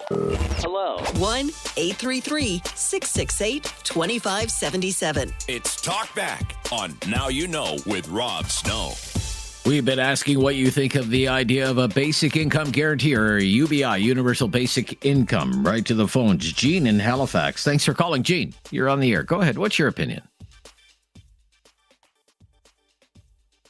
Okay, let's move along. Gene's not there. Let's go to Jacob, is up next in Calgary. Hello, Jacob. Hi, how you doing? I'm good, Jacob. What do you think? Well, Well, my thoughts are I'm a big proponent of the GBI. The thing is, so Calgary, I think minimum wage is $15 an hour, right? I'm not even sure. But the living wage here is $25 an hour, right? So if we were to do a GBI, people making minimum wage that are going to benefit the most out of that, they're going to spend that money locally, right? That money stays and cycles in Canada and in our community. Whereas, for me, I'll qualify. My household, we do okay, right? We're in the top half of the country. We pay our 35-40% tax, whatever, right? That's going to, the GBI would help on, your daily basics, I guess, but we'd also be able to save, right? The pensions are gone for most people now. It's not a thing anymore. Several callers back, you had a senior that said, I went back to work to pay my bills. As Canadians, is that what we really want, man? I'm putting in my time, I'm grinding, I want to retire. I don't want to have to say, hey, shoot, I have to go back to work one of these days because I don't have enough. We're one of the richest countries in the world, and we should act like it. And the other countries that do have GBI, the Nordic countries, happiest places in the world, right? I don't think it's coincidence. And then our wages have been fairly stagnant. I'm in the trades in Alberta. I started my own company, and I pay I pay quite a bit less now of the tax than I did when I was an employee. But wages have been stagnant. With the GBI too, it doesn't put as much pressure on employers to keep increasing wages, right? So if you look at all of the social programs that we have and safety nets already, that's eliminated. Subsidies are eliminated because everybody's got enough now, and employers can continue to, let's just even say, underpay their workers, and it helps their bottom line, right? So I think that everybody's a winner here. And I've looked at some of the numbers before. I mean, I'm not an economist by any means, but it pretty well works out to be a wash when you take out all other subsidies and then right. That you would rationalize a lot of the other programs. The point I want to make as we make our way through the hour. Thank you. Jacob is in favor of it. He's in the minority today, though. Sandra in Kitchener up next. Sandra, thank you for your call. What's your opinion, Sandra? Hi. Hi. Just 1 second. Oh dear. Oh. Oh. You got to go, Sandra. Hi. Are you there? Oh, I thought so. I can hear you, Sandra, if you can hear me. Yeah, just 1 second. I can hear you. I just can't figure why I'm not getting through. Well, you are getting through. Hang on. Well, let's put Sandra on hold. I don't have time to hold on. Let's go to Jason in Kitchener. Jason, can you hear me, Jason? Yeah, I can hear you. Thanks for having me. All right. Thank you, Jason. What do you think of the idea of a basic income guarantee? Yeah, I guess I had a riff that I wanted to share, and I think a job guarantee is something I'd be really supportive of, not an income guarantee. A job guarantee, okay. Yeah, I think working at minimum wage full-time, about just under $35,000 a year. And if you're unable to work, say, in private sector conditions, then I think the government guaranteeing a position for you at your skill level, at your capability level, would be great. I think it would be great for civil service in this country because we've got lots of things that need to be done, whether that's public works projects or otherwise. And so we can put people, give them purpose, give them a reason to contribute, and ensure that they have the capabilities, the skills, and support to do that if that's not what they're able to do in the private sector. Well, what you're pitching was actually very popular in kind of the early to mid-'90s. It sounds like what you're pitching would be workfare. Yeah, I think that's fair. There's been lots of different versions of this. I believe, I'm not a historian, but I believe Eisenhower did this. Like if you want to collect a social assistance check from the government, you're going to have to work for it. That's right. Yeah. And we've got whether that's picking up garbage in ditches or whatever, right? Absolutely. Exactly. Really? And I totally recognize that everyone has different capabilities. Your previous caller there saying that, they were unable to work and they wanted to work. Okay, well, let's make sure that we have a guaranteed ability for you to do meaningful work and contribute to society and have a purpose every day. In a way that matches, every individual's needs, even if those needs are complicated. Okay. All right. I think that would be a tough sell. To policymakers or to the populace? Who's that a tough sell to? Well, I don't think it would, in certain, say, policy development circles, I don't think it would be easy. I don't think it would be too difficult to come up with it, but I think it would be a tough sell on the public. Well, I think it'd be an easier sell than giving out free money. Really? Okay. All right. Thank you. Jason in Kitchener. Let's stop here, and then we'll try to reconnect with Sandra. And we have 1, 2, 3 lines available there. Why don't you grab one and join the discussion? At 1-833-668-2577 as we kick around this for a couple of hours. Universal Basic Income, Basic Guarantee. It's Talkback on News Radio.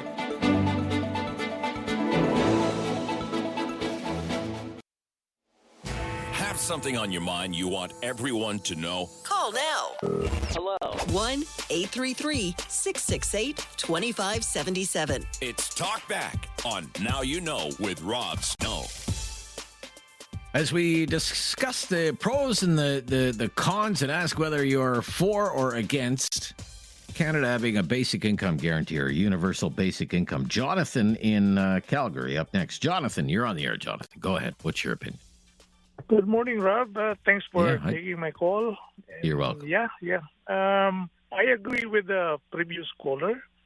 To me, I think the best way to call it is not basic income, but basic incentive. If you work, you get an incentive. Because what we are experiencing right now, if you make more money, more taxes, right? And imagine if you make 100 grand, you're only taking home half of it after deductions. Why not incentivize so that productivity of the country will increase, and also if productivity increases, our country also will prosper, right? Right. And how many times have we heard that there's a productivity crisis in Canada, right? Perhaps we should be having incentivizing work and not bolstering the social welfare system. Yes, I think is what I'm hearing from you. Okay, all right. Yes. Okay. But we need to help those who are not capable of working, though. It's our responsibility. Right. Okay. Yeah. Okay. All right. Interesting, Jonathan. Yep. Okay, Sandra in Kitchener, I believe we have reconnected. Hi, Sandra. Hi. Hi, Sandra. What do you think of this idea? I agree with it. I agree that we need a universal basic income. Yes. Just statistics. Well, you've covered it a lot, before. But when they did did it in Hamilton. It was in Hamilton, and there were people who got universal basic income, and those people were able to get the bus to go to work, so they could go to work. And they were able, there was another woman who was able to go back to school and upgrade her skill level so she could get a better paying job and didn't need to have universal basic income. And she could get off of the program. So there was a lot of pros, but unfortunately, you only ever, list your own program. But there are more people against it than there are people that are for it. And I think that a lot of the stories, the horror stories you hear about people who sit at home and do nothing, there are less people like that than the amount of people who are on social services or have some sort of social service or would have a universal basic income. So that, there's not hundreds of thousands of people sitting at home doing squat. Then we are led to believe. Right. You think it would open doors for people? I think it would open them very, very wide. Really? There was a person, a fellow, a gentleman who had a couple of kids, and with budgeting that, he was able to actually have a vacation where it was camping. It wasn't anything startling. It wasn't a trip to Mexico or to the West Coast or the East Coast. He could take his kids and go camping. And as well as I do, that taking a vacation is definitely builds up creates a situation so you can actually face the next 50 weeks of the year. Right. Okay. So stuff like that, Right. like just little positive things came out of it. Better social outcomes, improved social outcomes, right? Yeah. Okay. Thank you. Yeah. Good points all around. I'm Rob Snow. We'll be back. We'll be in the home stretch of the Thursday talk back talking about basic income guarantee on News Radio.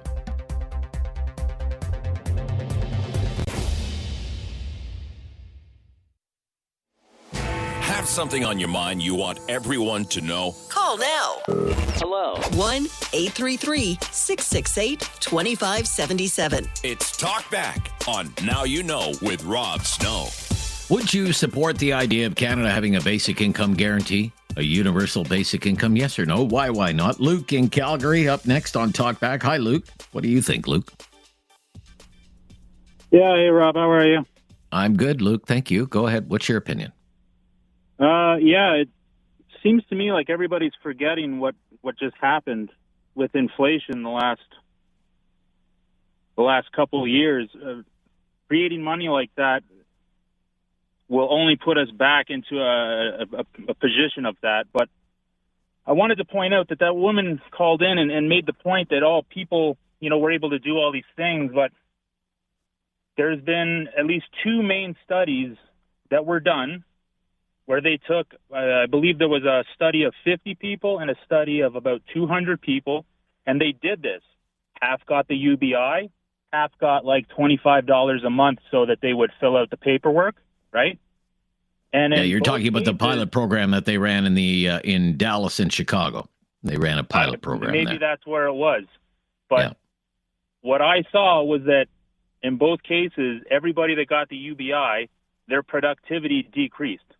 It did. Yes, it did. Because you're not incentivized. People don't understand that if you give people free money for whatever reason that may be, whether, I don't care what the reason is, but for whatever reason it is, people just do less. A UBI it doesn't solve the problem. I do like that, I guess we'll call it work share problem idea, because I could use more workers that are incentivized to come to work outside of $100,000 a year.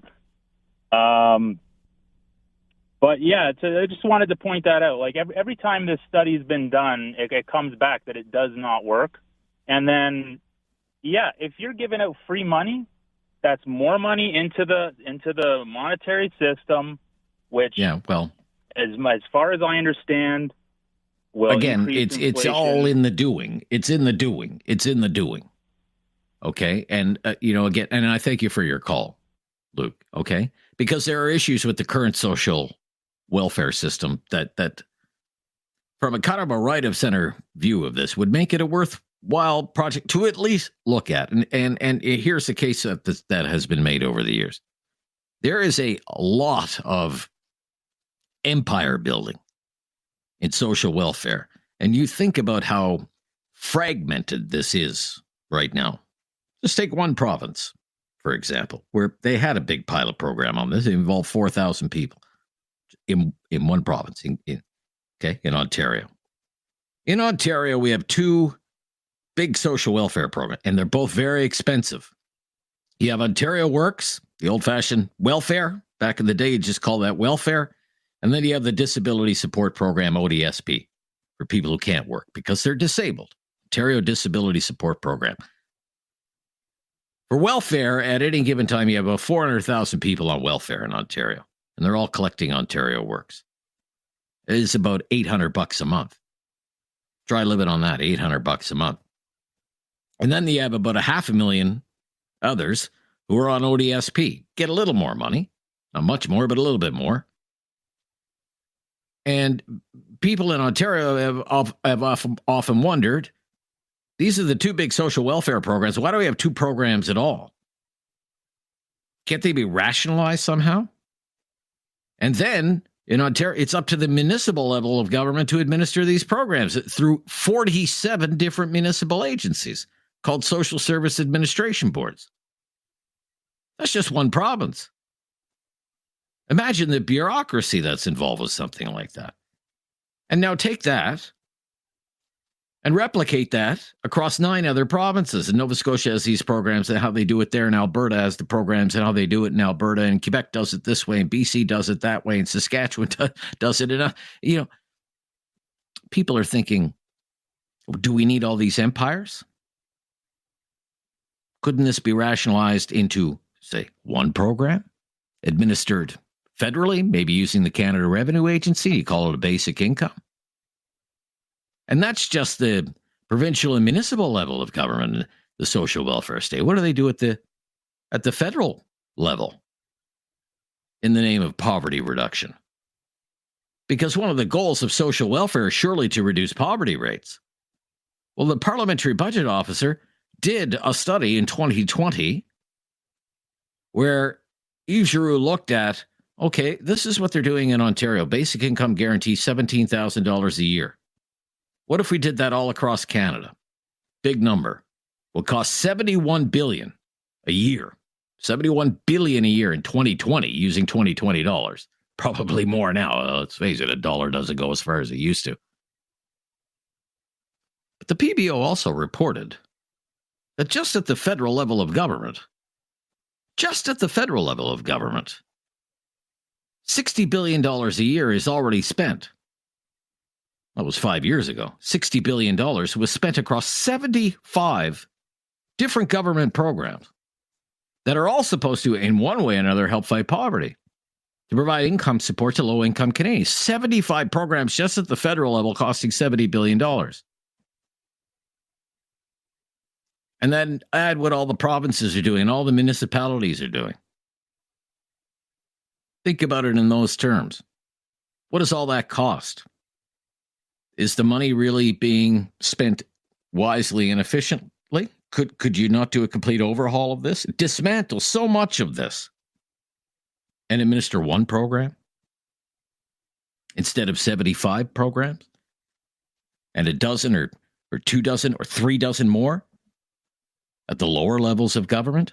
And maybe then there might be some money available to actually help low-income Canadians. 1-833-668-2577. More of your calls coming up. I'm Rob Snow. Basic income guarantee. This is News Radio.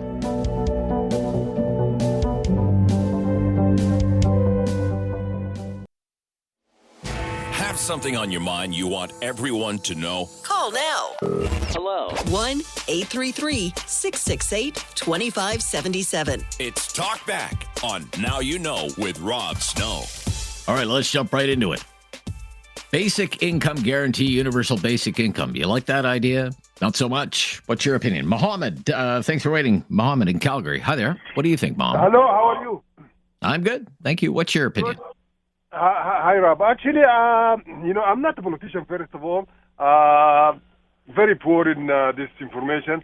But I like the idea. Right? I like the idea of giving me people, basic income. No problem with that. But the only concern is, does it going to affect in some other people? I came in this country as an immigrant. I was working since the second month in my, arriving to Canada, and then been there for almost 20 years. I never missed a work, always working, going to school and whatever. But good for you. The effect of giving people money, it doesn't have to come to me. For the hard workers, for the property tax, the money that we need to spend in some other places other than giving to people. And I believe if you give it to people, we live in a century or in a time that everybody want to have career. I don't think it's gonna affect too much. Okay, basic income if you don't want to work, right? But not so many people like that anymore, right? A lot of people want to have career. I want to grow up. I want to buy a house. I want to do this. I want to do that. So right. It's okay. But as far as does not affecting the people who already have career, right? I'm struggling with property tax. I'm struggling with car insurance. I work. I make money. Almost 75% of my income goes to things like house, car, insurance, whatever. Yeah. Right. Just the basics. So, yeah. Give them money, but do not take more from us to give it to them. Right. You don't want to have to pay higher taxes to pay for a program like this. Yeah, right? Because you're pretty close to the edge already. I hear you, Mohammed. Thank you. It's a common concern that's been raised today. Where's the money going to come from? I tried to explain that. Maybe it comes from downsizing other programs. Anderson in Calgary. Anderson. Hi, Anderson. Hey. Yeah, hey. I'm pretty... I've got a lot of opinions on this topic, and I think that you're right. Money needs to come from other programs to cover this. One big issue with the current programs, you mentioned earlier about $800 that you would get for one of the Ontario works or something. Welfare. Yeah, and you had that lady earlier who called with on disability, and she still needs other government subsidies in order to even afford the basic necessities That's of right. life. Yeah, subsidized housing, for example. Yeah.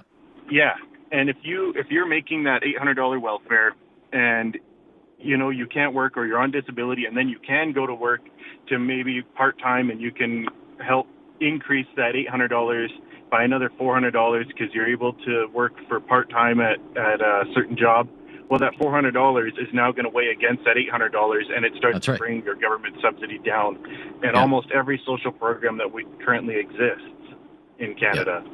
The clawback. So what we've done is basically put a ceiling on how much people can earn. So why would you go to work, have to pay expenses to go to work for those $400 if that's all you can make, if that's all you're capable of doing, when all of a sudden it cuts back everything else on you? What we need is a floor for people instead of a ceiling to help them earn more money and help them get out of poverty. We've trapped them, essentially, when we start the current programs that we have. All right. Really interesting. Thank you, Anderson. Let's go to Dave in Calgary. Up next. Dave, you're on the line, Dave. Hi there. What do you think, Dave? Hello, Dave. Hello. Yeah. Hi, Dave. What's your opinion on universal basic income? My opinion is I think it's a really bad idea. I mean, myself, I've been unemployed for just under 3 years now, so it would be helpful to me. But saying that, I want a job. I want to work. I think if you give people free money, then that system will more than likely, on the most part, be taken advantage of. There'll be a lot of people sitting at home collecting free money.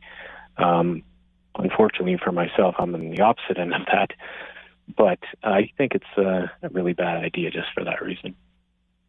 Okay, so let's say, I'm just going to use the CERB income as an example because it's a nice round number, $2,000, okay? Sure. Mm-hmm. Say there was universal basic income, Dave, you qualify for $2,000. Would you stop looking for work? I personally would not stop looking for work. But you think there are other a lot people of people would, though? The majority of the people would fall into that category. Why do I need to get out of bed when I can just stay at home and collect $2,000? We need to create a program. I mean, myself, it would be great if the government would assist me in retraining me, if the government would assist in helping me find work after I've been retrained and getting me back into a job and supporting myself and being able to contribute to society instead of continually going online looking for a job that is there, but I don't hear from anybody. So it's extremely frustrating. And I think it's a horribly bad idea. I think we need to focus on retraining people and helping them find work, not giving them money. All right, Dave. Well said, sir. Thank you for your call. We'll be back, take a couple of more calls before we wind things down for the Thursday Talkback. Been a great discussion today on the basic income guarantee or universal basic income. I'm Rob Snow. This is Talkback on News Radio. Have something on your mind you want everyone to know? Call now. Hello. 1-833-668-2577. It's Talkback on Now You Know with Rob Snow. Basic income guarantee, universal basic income, whatever you want to call it. Do you like the idea or not? What do you think? Let's go to Jim in Calgary. Hi, Jim. What do you think, Jim? Hey, Rob. How are you doing? I'm good, Jim. Thanks. Hey, listen, a lot of callers have said something similar to what I was thinking, but yeah, I'm vehemently opposed to the UBI for two main reasons. The first is I think the government is extremely inefficient and unaccountable for all of their programs. We saw what happened with CERB. And I think that second reason that people are generally inclined to be lazy. And if you're going to give them free money, I think more people will just take advantage of it and be a drain on the system, and those will take the money and do something good with it. So a lot of your other callers have talked about streamlining all the social service programs. I think we need to streamline our tax system so that people can, make a decent living without paying as much tax. And there needs to be incentive to work, and there needs to be an accountability on the government and the people for the money that they receive from the government if they're on a program. But we have to incentivize Canadians to work. Our GDP productivity is down. Everything is down from the point of view of the economy and people working and being productive. So for that reason, I just think we have to relook at the whole ball of wax and come up with a more efficient way for Canadians to get back to work efficiently and make a decent living. All right. Jim, thank you so much. You'll be the last caller of the day. And isn't that a common concern that we've heard over the last couple of hours? Productivity. UBI, basic income guarantee, will create dependency, will make people lazy. This was a common concern that was raised in Ontario when the previous Liberal government was running its pilot program. Shouldn't be such a thing as a free lunch. We don't want to create a reason for people to depend on the government. We want people to work. We want them to be productive. We don't want people to become comfortable relying on monthly payments from the government to cover what their needs happen to be. One of the news stories that went viral at the time in Ontario during that pilot program for basic income was the story of a guy who worked as a bank teller in Hamilton, which was one of the communities running this pilot program. And he didn't like being a bank teller. He thought being a bank teller was beneath him. It didn't satisfy him intellectually or emotionally or professionally. And he was one of the lucky people who managed to get one of the 4,000 spots in the pilot program for the basic income that the Ontario government was offering. So what did he do? He quit his job. He walked into the bank manager's office and said, "I'm out of here." A guy with a university degree from McMaster who worked at the bank quit because he thought it would be more fulfilling to be an artist. But you see, he couldn't afford to be an artist without a basic income from the government. And people thought that person is the personification of why there should never be a basic income program. And I looked up that fellow again today, and there he is, his smiling face, painting pictures on the walls of a local business of Mario Brothers. All the while he was collecting a monthly payment, not from any employer, but from taxpayers. Painting pictures of Mario Brothers on the wall was more fulfilling for him than working at the local bank as a teller and doing what many thought would be an honest day's work. That really rubbed a lot of people the wrong way. It wasn't a single mother trying to raise her children who was having a really tough time doing so. It was a young, able-bodied man who had a job already and quit. So instead, he could be paid by the government and pursue his dreams and achieve personal fulfillment. Money for nothing. Tough sell for a lot of people when it comes to the debate about the universal basic income. Thank you for the discussion today. Join us again tomorrow for the Friday free-for-all. We'll follow your lead tomorrow on Talk Back. That's always a lot of fun. Join us then. The latest breaking news is coming up next. This is News Radio